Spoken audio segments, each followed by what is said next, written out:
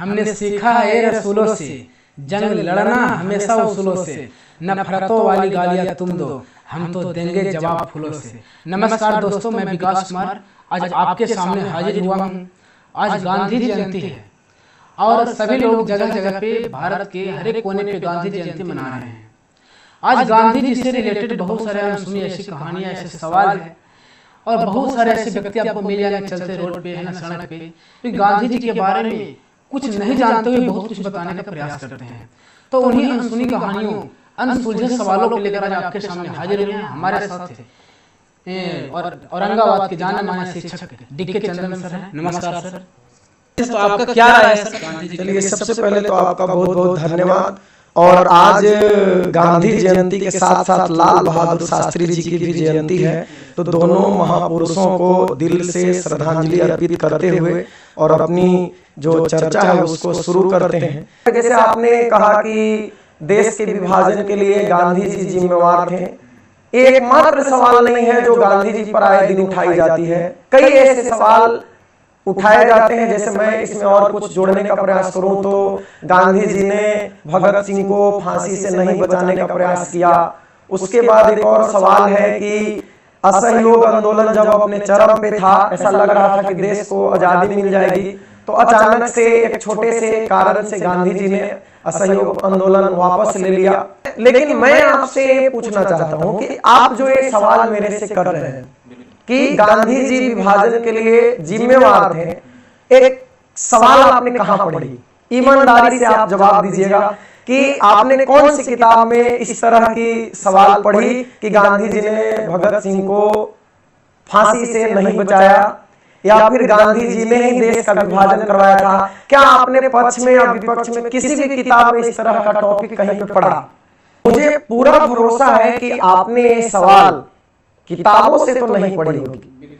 हमारे देश में अभी क्या है ना कि एक जो इस तरह के सवाल आए दिन व्हाट्सएप यूनिवर्सिटी में प्रसारित किए जाते हैं और लोग इस तरीके से इनका लेखन होता है कि आप यदि आप इसको पढ़ोगे तो कहीं से भी आप गलती नहीं निकाल पाओगे और लगेगा कि ये बिल्कुल सही बात कही जा रही है। लेकिन सच्चाई जो है इससे बहुत अलग है। जैसे जहां तक विभाजन की बात है, तो विभाजन के लिए अंग्रेजी सरकार जो है शुरू से ही उसका नीति था फुट डालो और शासन करो।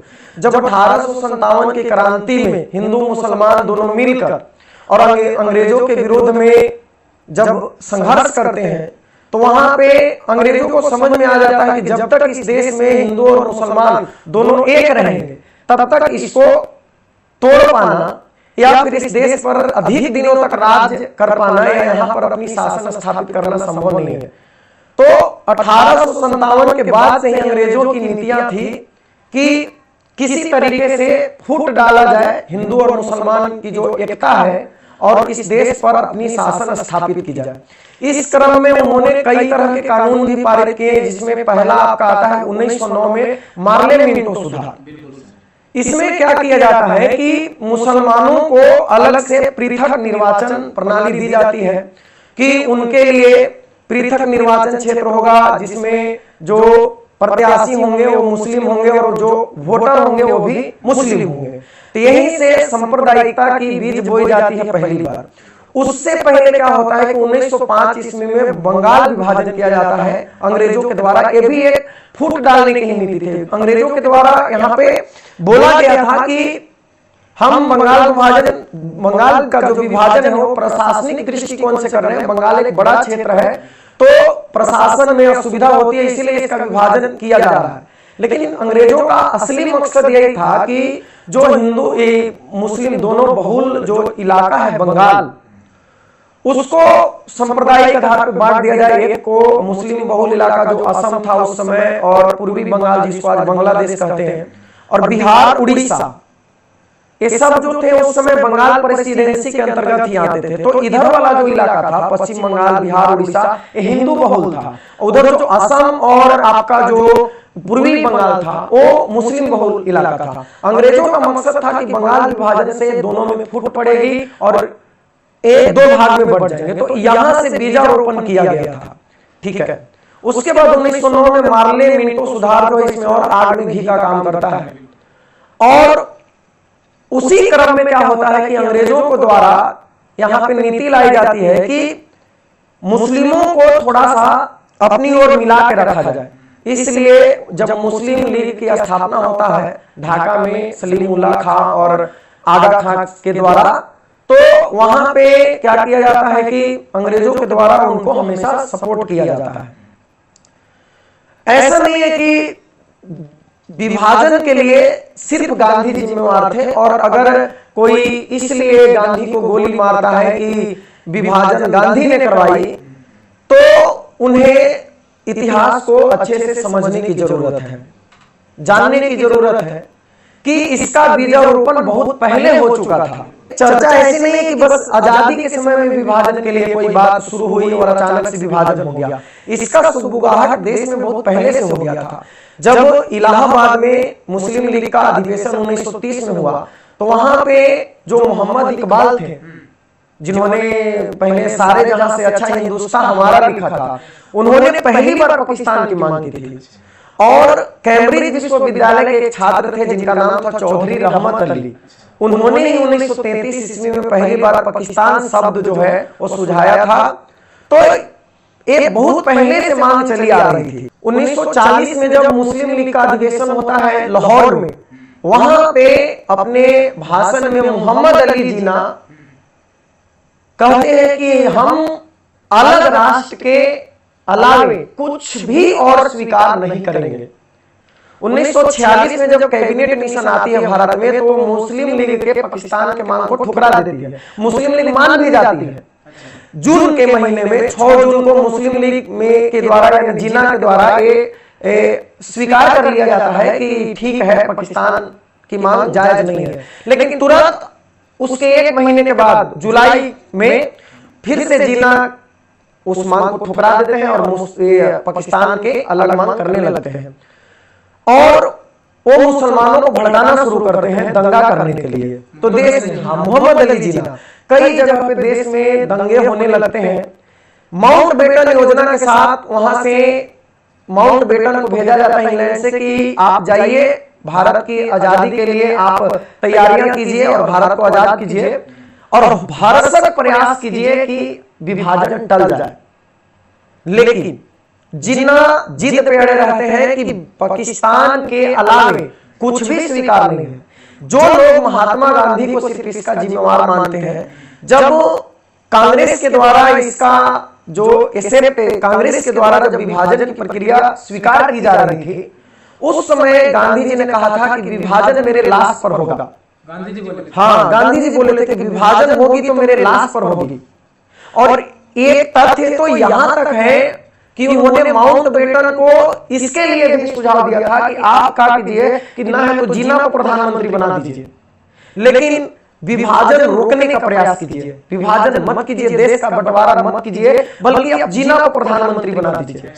हाँ, ऐसा गांधी जी ने कहा था। ऑन रिकॉर्ड है कि गांधी जी ने जिन्ना को कहा था कि तुम प्रधानमंत्री बन जाओ, लेकिन विभाजन की जिद छोड़ दो। लेकिन जिन्ना तब भी नहीं माने, और देश में ऐसा हालात हो गया था कि जगह जगह दंगे हो रहे थे, लोग मारे जा रहे थे, और सरदार पटेल, जवाहरलाल नेहरू जैसे नेताओं को भी समझ में आ गई थी कि विभाजन जो है अब टल नहीं सकता। अगर हम विभाजन नहीं करते हैं, अगर विभाजन होती है तो 2 राष्ट्र बनेंगे, भारत और पाकिस्तान। लेकिन अगर विभाजन नहीं होती है तो भारत के अंदर ही कई सारे पाकिस्तान बन जाएंगे।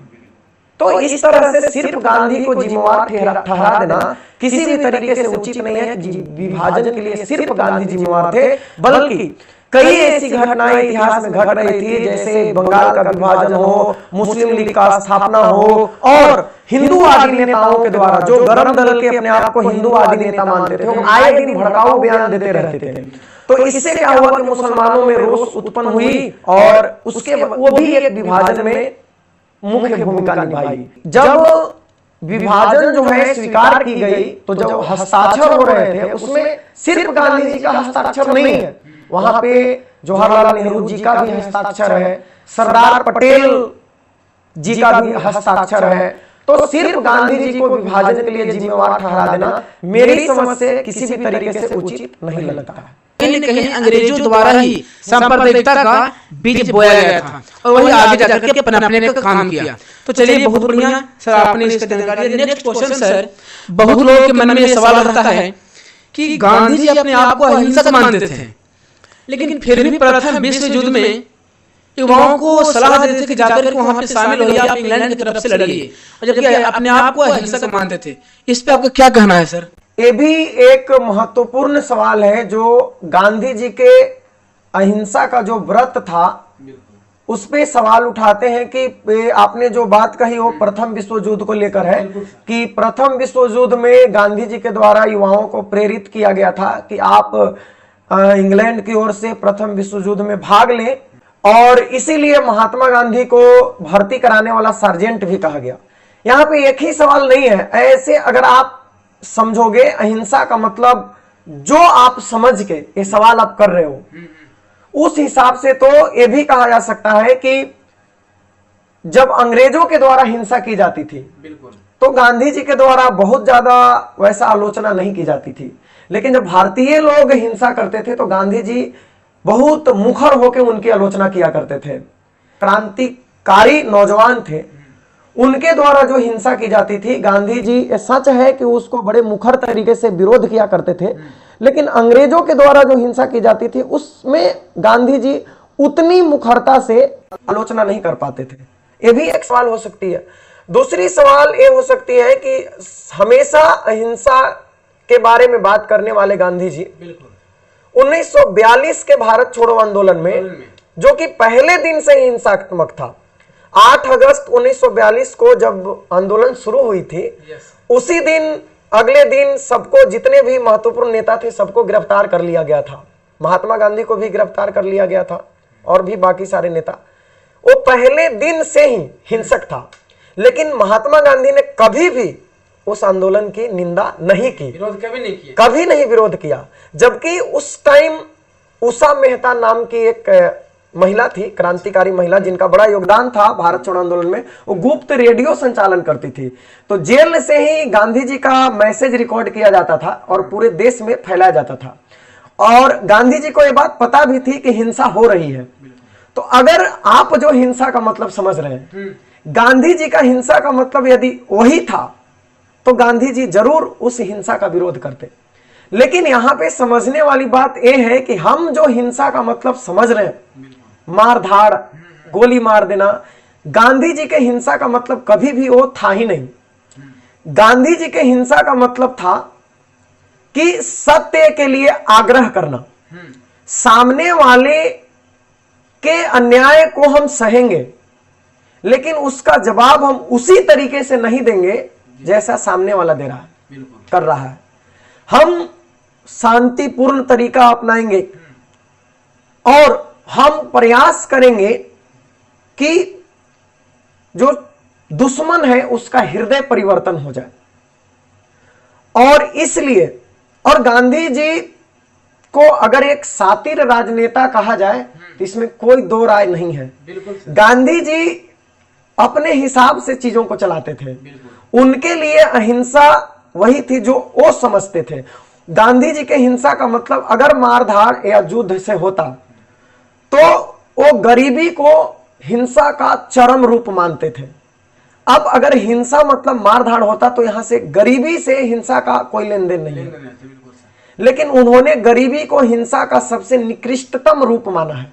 हमारे देश में एक चीज है कि हम कोई महापुरुष को भगवान का दर्जा दे देते हैं, और जब हम भगवान का दर्जा दे देते हैं किसी को तो हम उनसे उम्मीद ये करने लगते हैं कि उनके द्वारा सारी की गई काम जो है वो अद्वितीय हो और सही हो, उनसे गलती की उम्मीद नहीं करते हैं।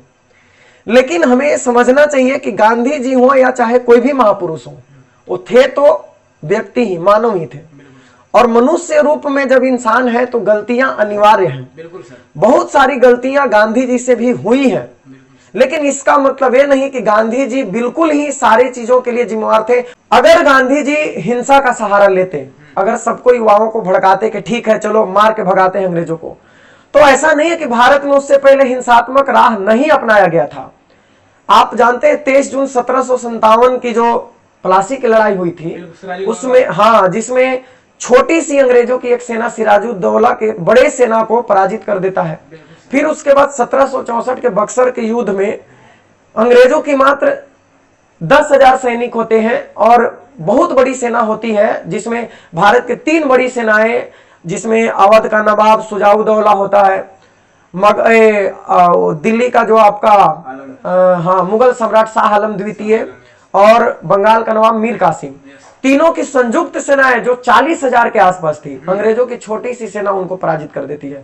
तो गांधी जी को यह बात समझ में आ गई थी कि इतनी बड़ी शस्त्र अस्त्र से सुसज्जित सेना, जहाजी बेड़े हैं, सैनिक प्रशिक्षित हैं, बड़े बढ़िया नेतृत्व करता है, तो इनसे हिंसात्मक तरीके से तो पार नहीं पाया जा सकता। तो इसलिए गांधी ने अहिंसा का मार्ग अपनाया था और उनका मानना था कि अहिंसक तरीके से यदि इनके कामों में असहयोग किया जाए तो एक न एक दिन परेशान होकर ही खुद ही चले जाएंगे, और इसीलिए 1920 में असहयोग आंदोलन शुरू करते हैं। ठीक है, गांधी जी हाँ, गांधी जी का अहिंसा जो था वो सिचुएशनल था, वो सिचुएशन के अनुसार वो प्रयोग करते थे कि कब अहिंसक होना है और कब हिंसा का समर्थन करना है। सर की बातों से एक बात, प्रेमचंद की 2 लाइनें मुझे याद आ गई कि कोई इंसान अच्छा या बुरा नहीं होता, हर इंसान अच्छा और बुरा होता है। यानी प्रत्येक इंसान में कुछ न कुछ अच्छाई और बुराई होती है, कंप्लीटली कोई भी इंसान अच्छा या बुरा नहीं होता। एक और सवाल है सर जो बहुत लोग जहन में रहता है कि जब असहयोग आंदोलन इतने चरम सीमा पे पहुंच गई थी, लोगों को लगने लगा था कि अब हमें आजादी मिल जाएगी, उसी समय गांधी जी द्वारा असहयोग आंदोलन को स्थगित करने की फैसला ली जाती है। ये कहां तक सही था सर? असहयोग आंदोलन एक बड़े स्तर का आंदोलन था। पहली बार इस आंदोलन में सभी वर्गों के लोग, किसान, मजदूर, महिलाएं घर से बाहर निकली पहली बार असहयोग आंदोलन में, पूंजीपति, मध्यम वर्ग, सारे लोग असहयोग आंदोलन में गांधी जी के साथ थे। और एक ऐसा आंदोलन था जो किसी एक क्षेत्र में नहीं था।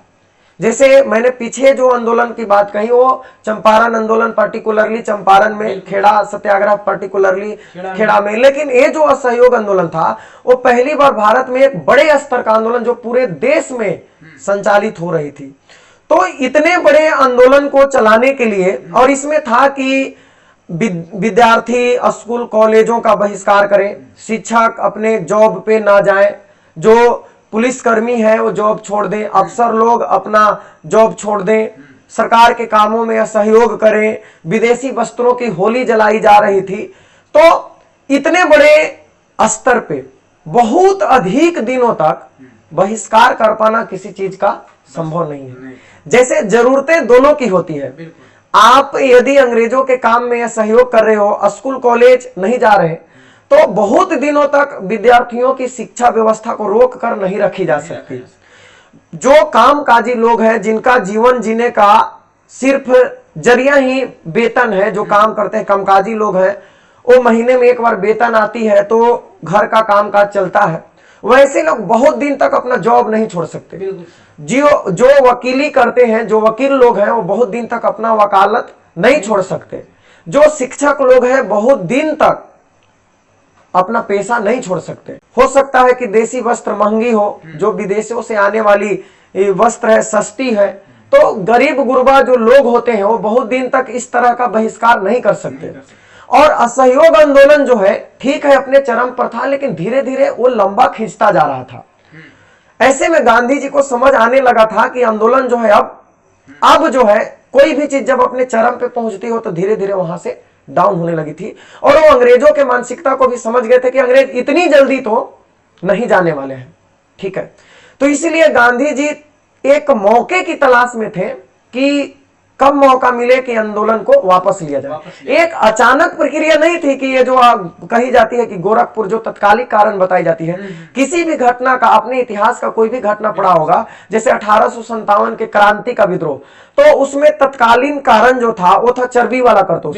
लेकिन इसका मतलब ये नहीं कि वो मेन कारण वही था, इसके पीछे बहुत सारे आर्थिक कारण, राजनीतिक कारण, बहुत सारे कारण थे, सामाजिक कारण थे।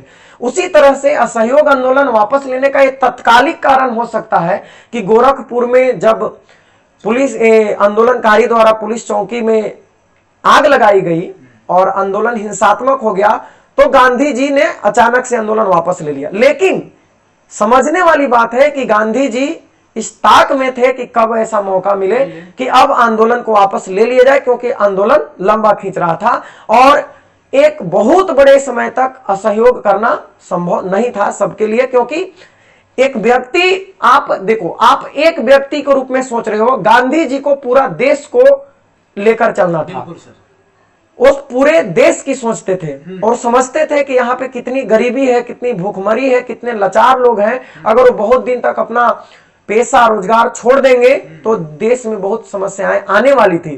धीरे धीरे लोग जो है काम पर निकलने लगे थे, तो इसके वजह से गांधी जी आंदोलन वापस लिया।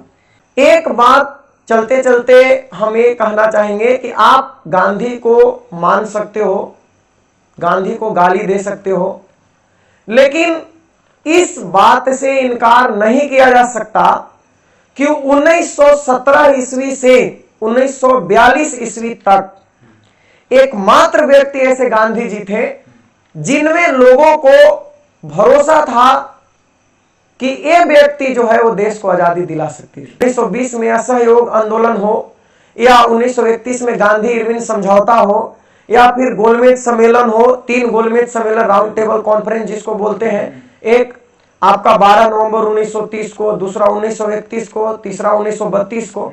उसके बाद फिर सविनय अवज्ञा आंदोलन स्टार्ट करते हैं। उसके बाद फिर अंत में 1942 ईस्वी में जाकर कहते हैं कि अब या तो हम देश को आजाद कराएंगे या देश की आजादी के लिए अपनी आहुति दे देंगे। और उन्होंने जो मुंबई की ग्वालियर टैंक मैदान है वहां से संबोधित करते हुए बोला था कि डू एंड डाई, करो या मरो। अब तो या तो आजादी लेंगे या फिर अपने प्राणों की आहुति देंगे।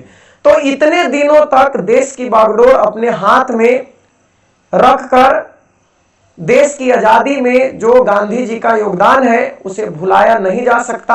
आपकी इच्छा रही दोबारा मुलाकात होगी। धन्यवाद।